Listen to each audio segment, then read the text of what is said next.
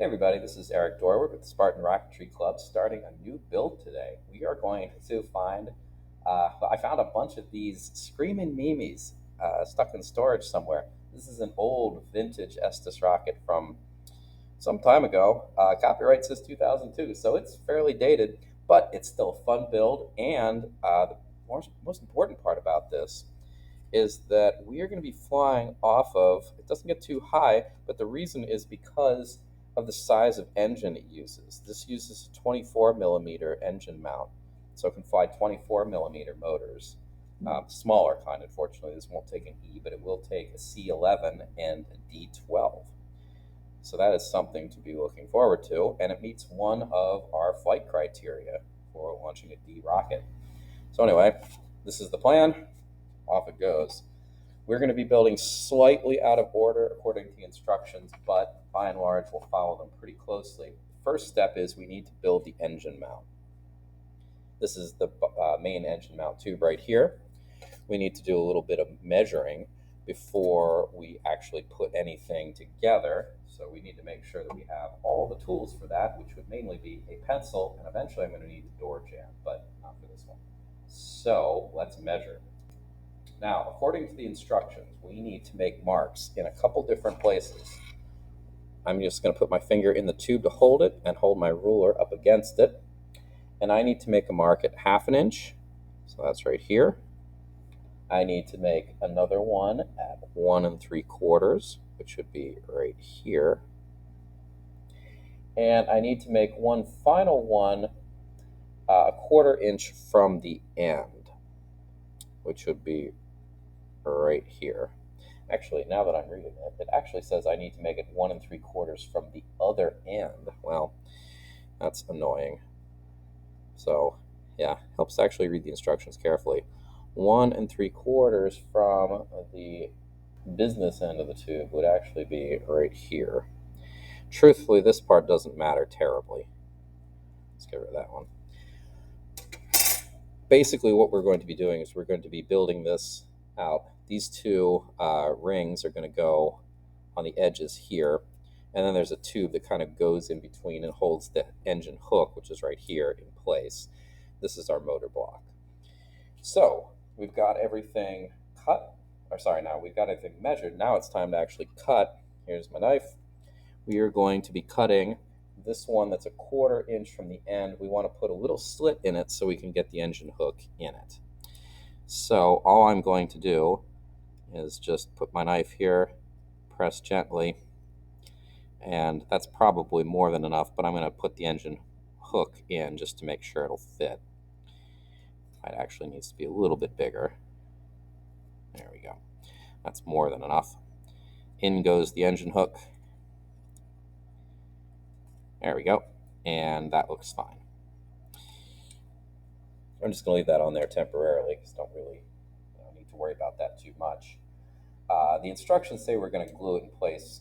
We're not really going to glue it in place. What we're going to do is we're going to put this goes over top, and it's going to go down to this mark right here, and I'm just going to smear some glue up in front of that mark. I don't really need to glue the hook in place because the retainer will hold on to it just fine. So here's my glue. We're using wood glue. You can use white glue, but personally I prefer wood glue. This is going to make a bit of a mess, so I've got a tissue just in case. So on it goes. We don't need much. Just whoops. Oh well. I'll put that on later anyway. And that should be plenty.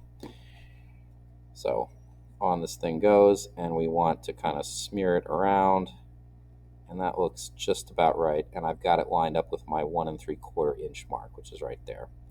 This is actually pretty loose. I'm kind of concerned about that, but it doesn't really need to do a whole lot. It's just retaining the hook a wee bit.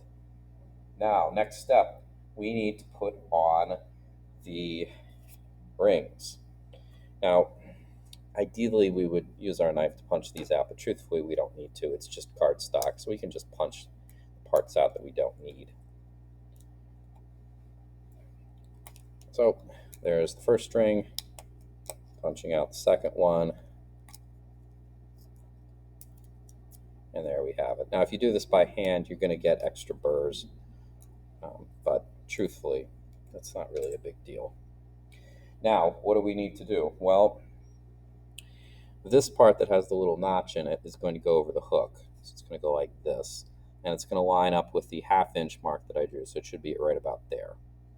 The other one is just going to go right up at the end. It says flush with the tube. So I'm actually going to move it a little bit past. And I'm going to put some glue at the end here. And I'm going to put some glue right at my 1/2 inch mark. Let's do that now. The 1/2 inch one matters a bit more because of we actually care about the measurements. This is going to stick out probably a little bit. All right. So it's kind of hard to see my mark. Move my hook a little bit so I can see it. It looks like it's right there. So that's good. Now, the one thing you want to do is make sure that the ring is, well, not crooked. It doesn't need to be perfect. In fact, mine's actually a little warped from what I can see looking down at it, but it looks generally fine. Now I'm going to put some glue on the other end and get that in place too. The nice thing about wood glue is that it sets up faster and it's tackier from the start than regular white glue. This is entirely too much glue and a lot's going to come off when I slide it down. In fact, I'm going to put it down like this, just kind of push the ring. And that's going to leave a nice ring of glue on my newsprint here, which is why we have that down so I'm not damaging a desk. There's also some here on the interior of the ring, so I want to be careful with that.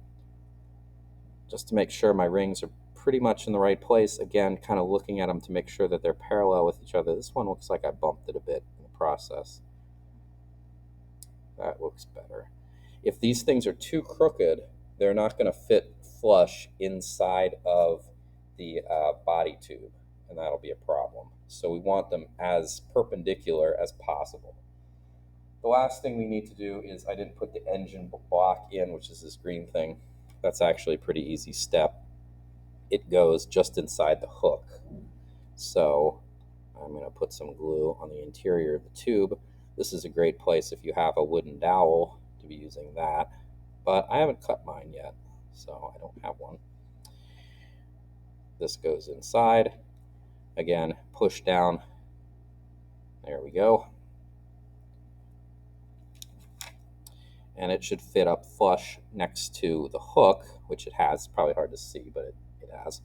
And it's basically up to the edge.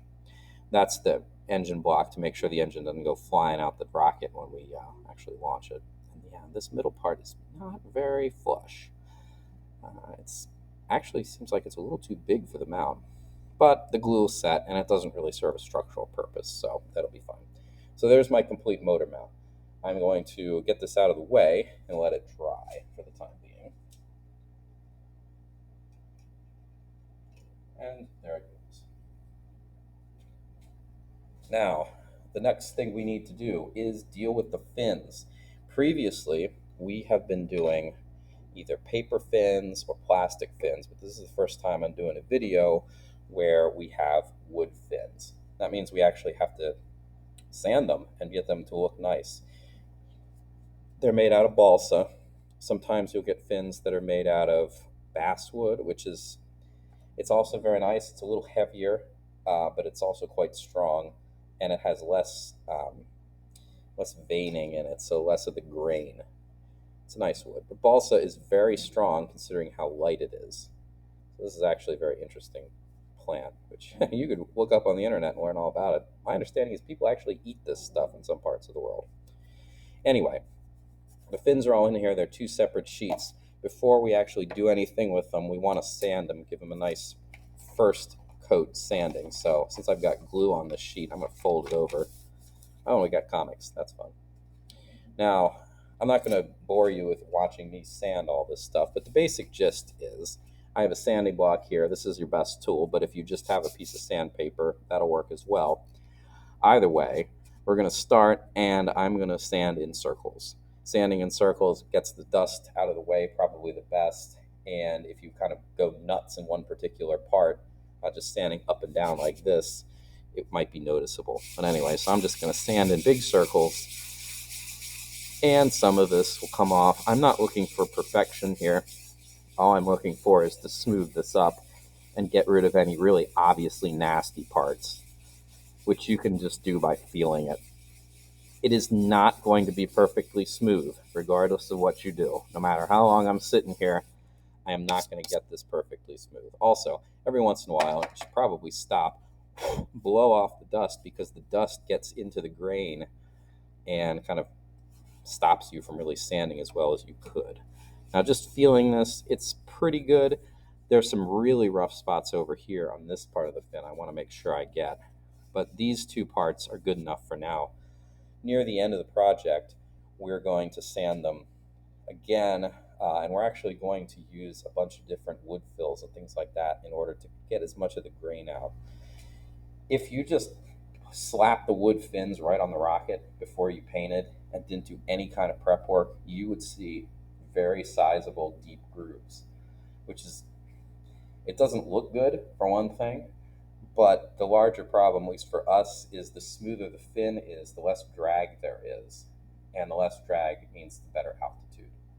So we're not going to like go to a paint shop and use anything super serious to do this. We're still going to use spray paint, but we do want a decent looking finish. So anyway, at this point, I think I'm probably going to call this first video, because I need my engine mount to dry before I do anything else, and there's no sense in really watching me sand. So I will finish the sanding, and then I will pop the pieces out, and then we'll see what the next phase of this project is. So thanks for watching, and we'll see you in part 2.